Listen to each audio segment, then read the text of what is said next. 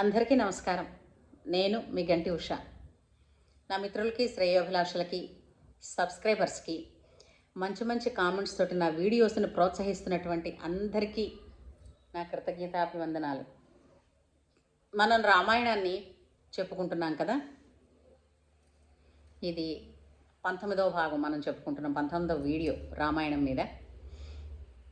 గత వీడియోలో మనం చెప్పుకున్నది ఏంటంటే, భరతుడు రాజ్యం నాకు అక్కర్లేదు, రాముడిదేనని చెప్పి సమస్త సైన్యాన్ని, ప్రజానీకాన్ని అందరినీ తీసుకుని, అంటే ఆ ప్రజలలో ఎలాంటి వాళ్ళని కూడా తీసుకుని వెళ్ళాడు, వడ్రంగుల్ని, కంసాలుల్ని, అందరినీ కూడా తీసుకుని, అంటే ఎవరితో ఏ పని ఎప్పుడు ఉంటుందో అని చెప్పి అందరినీ తీసుకుని వెళ్ళి రాముల వారిని బతిమాలి తెచ్చేసుకుందాం, రాజ్యానికి తీసుకొచ్చి రాముడికి పట్టాభిషేకం చేసేద్దాం, రాముడు వంతు తాను వనవాసం చేసేద్దాం అని చెప్పి ఆ భాగంగా అనుకుని అందరినీ తన తల్లులు ముగ్గురిని కూడా తీసుకుని, గురువుల్ని తీసుకుని, మంత్రుల్ని తీసుకుని, అంతమందిని, సమస్త సైన్యాన్ని తీసుకుని బయలుదేరి వెళ్ళడం, గుహుడిని కలవడం, గుహుడు పరీక్ష పెట్టడం.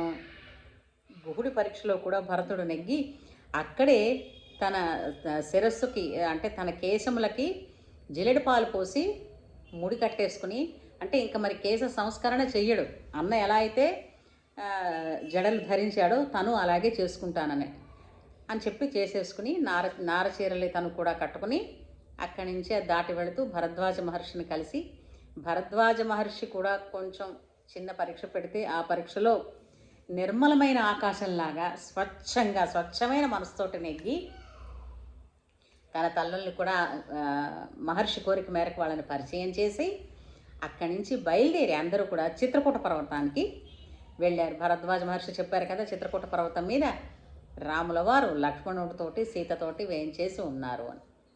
బయలుదేరి వెళుతున్నారు. అందరికన్నా ముందు భరతుడు వెళ్ళిపోతున్నాడు. ఆతృత, అన్నని చూడాలన్న ఆతృత, అన్న పట్ల ఇంత దారుణం జరిగిపోయిందే అన్న బాధ.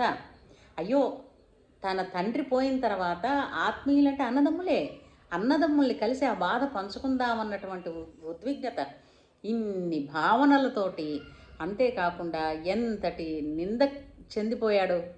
తన తల్లి తనకు తెలియకుండా తన కోసం రాజ్యం అడగడం వలన ఇంత అనర్థం జరిగింది. రాముడు రాజ్యంలో లేకుండా అడవులకు వెళ్ళిపోయాడు, తండ్రి ఏమో పోయాడు, దేహాన్ని చాలించాడు. మరి ఇవన్నీ కూడా అతనికి బాధాకరమైన విషయాలే కదా. ఆ బాధతోటి, ఉద్విగ్నతతోటి పరిగెడుతున్నాడు ముందు.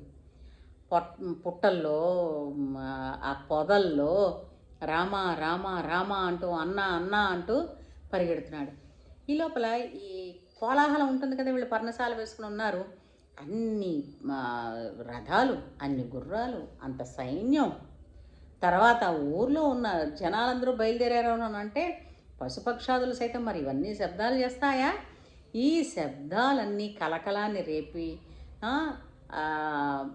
ఏమిటది, నేల మీద ఉన్న దుమ్ము కూడా పరాగం లాగా లేస్తూ ఉంటే ఇంత కోలాహలం ఏమిటని అనుకుని లక్ష్మణుడు వెంటనే తేరుకుని ఒక చెట్టు ఎక్కి, దగ్గరలో ఉన్న చెట్టు ఎక్కి పైకి చూస్తే ఇంతమంది కనిపించేసరికల్లా లక్ష్మణుడు ఏమిటనుకున్నాడు, అందరూ అనుకున్నట్టే, భరతుడు సమస్త సైన్యంతో అడవిలోకి వచ్చి మన జాడ తెలుసుకుని శత్రుశేషం లేకుండా చేసుకుందామని చంపడానికి వస్తున్నాడు అని నిర్ధారించేసుకుని ఒక్కమారు ఉగ్రరూపాన్ని పొంది రాముడితో చెప్తాడు, అన్నా, భరతుడు ససైన్యంతో వస్తున్నాడు, మనని అకంటకం చేసుకుందామని.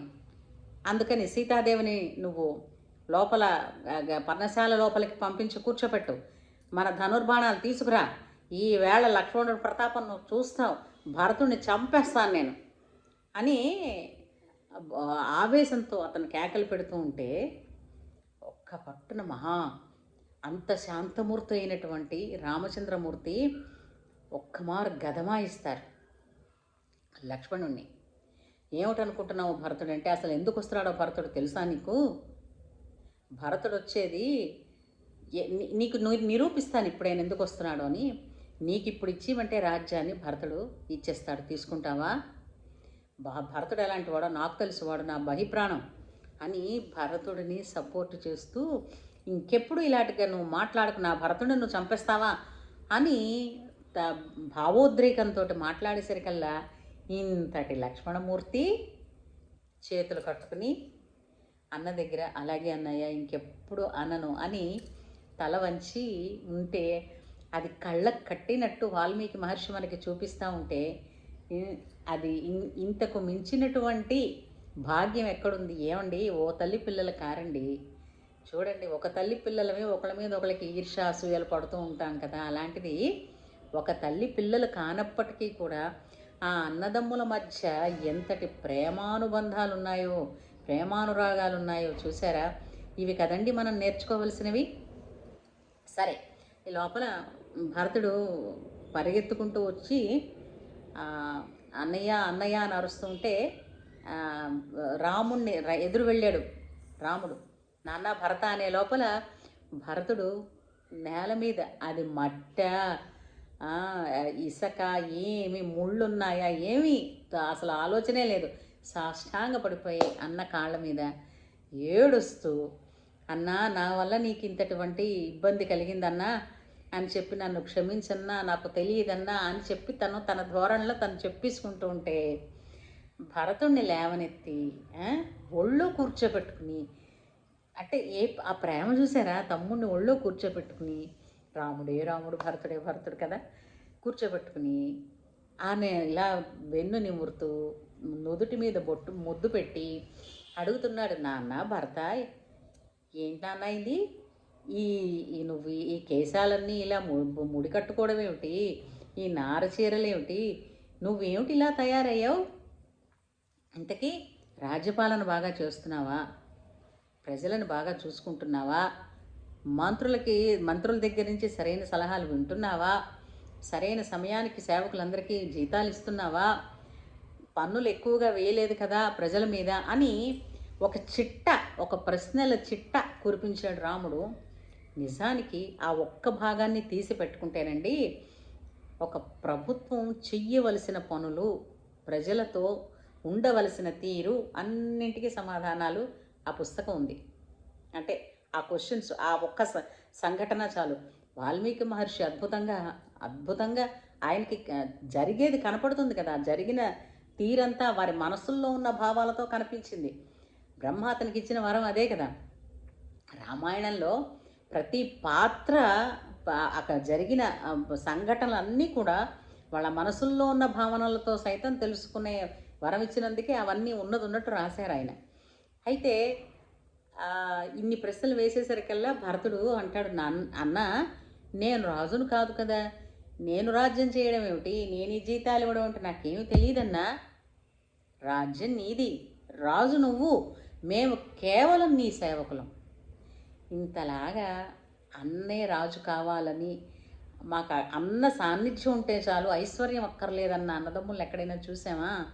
అది కదూ రామాయణం అంటే అని చెప్తూ అన్నయ్య నాన్నగారు దేహాన్ని చాలించారు అనగానే ఒక్కసారిగా లక్ష్మణుడు, రాముడు, భరతుడు సీతతో సైతం ఎంతో దుఃఖిస్తారు.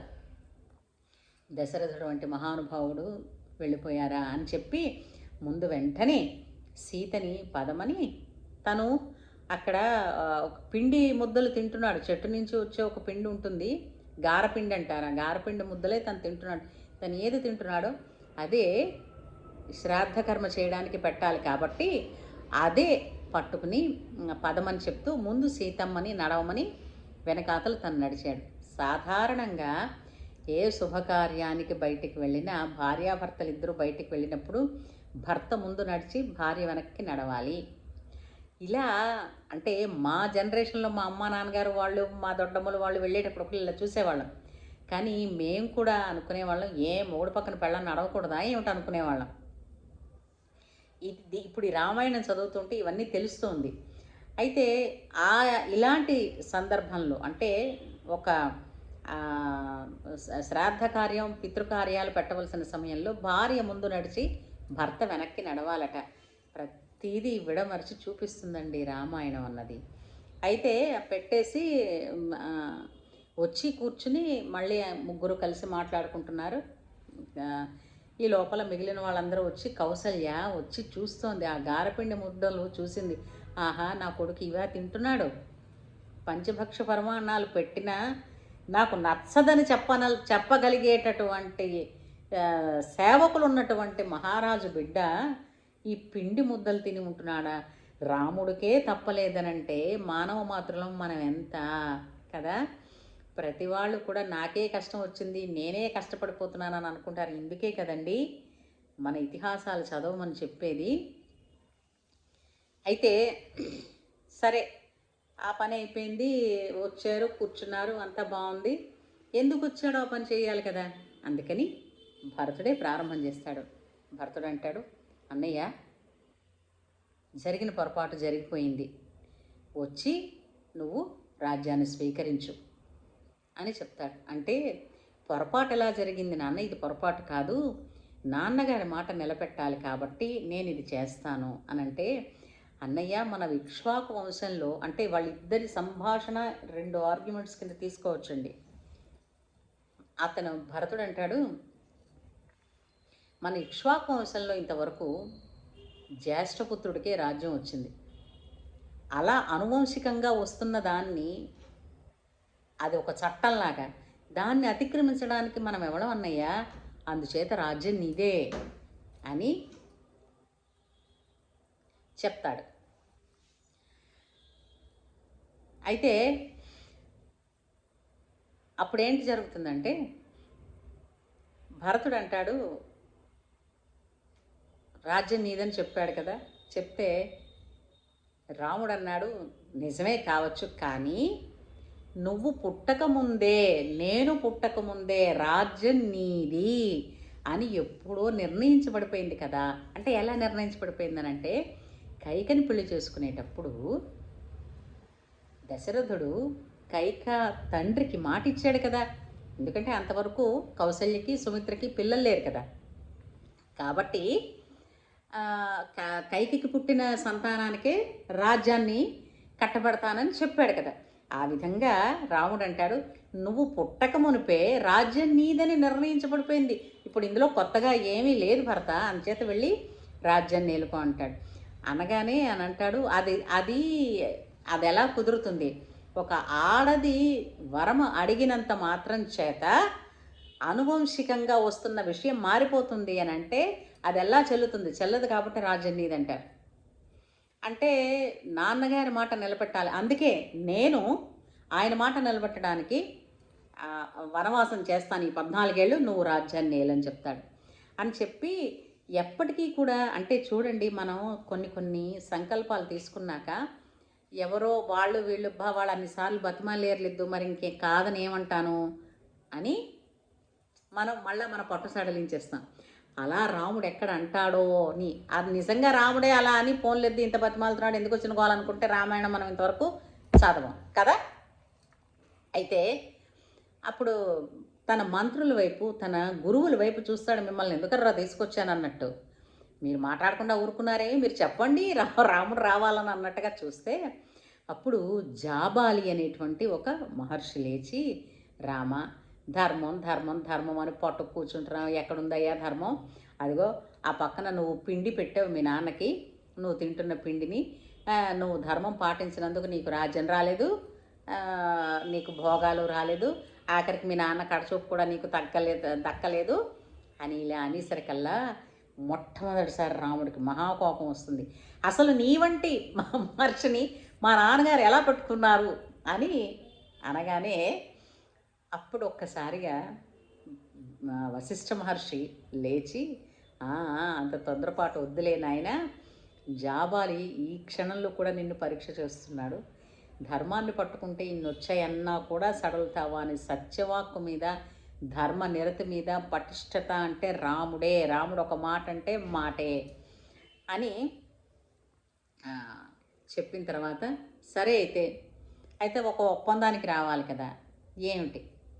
ఏమిటంటే అన్నయ్య, నీ పాదుకలు రాజ్యాన్ని ఏళ్తాయి, నీకు బదులుగా పాదుకలు సింహాసనం మీద కూర్చోపెట్టి నీ ప్రతినిధిగా మాత్రమే నేను రాజ్యాన్ని ఏలుతాను, 14 సంవత్సరాల తర్వాత ఒక్క గడియ కూడా ఉండను సుమా, నువ్వు వచ్చి నీకు రాజ్యాన్ని అప్పచెప్పేస్తాను అంతవరకు నేను కూడా అయోధ్యలో అడుగుపెట్టను. చూడండి ఆ మాట. భరతుడు కూడా అయోధ్యలో అడుగుపెట్టలేదు. అయితే ఎక్కడి నుంచి అయోధ్యకి దగ్గరలో ఉన్న నందిగ్రామం అనేటువంటి ఒక గ్రామంలో తన రాజకార్యాలన్నీ నిర్వర్తిస్తూ అక్కడ సింహాసనం పెట్టి ఆ సింహాసనం మీద రాముల వారి పాదుకలు పెట్టారు. చాలామంది అంటారు రాముల వారు వేసుకున్న పాదుకలు తీసుకెళ్ళిపోయారని. కాదండి, అక్కడ మరి ఈ బంగారు పని వాళ్ళని ఇందరిని తీసుకెళ్ళారు కదా. వశిష్ఠ మహర్షి బంగారు పాదుకలు చేయించినవి పట్టుకొస్తే రాముల వారిని ప్రార్థించాడు భరతుడు.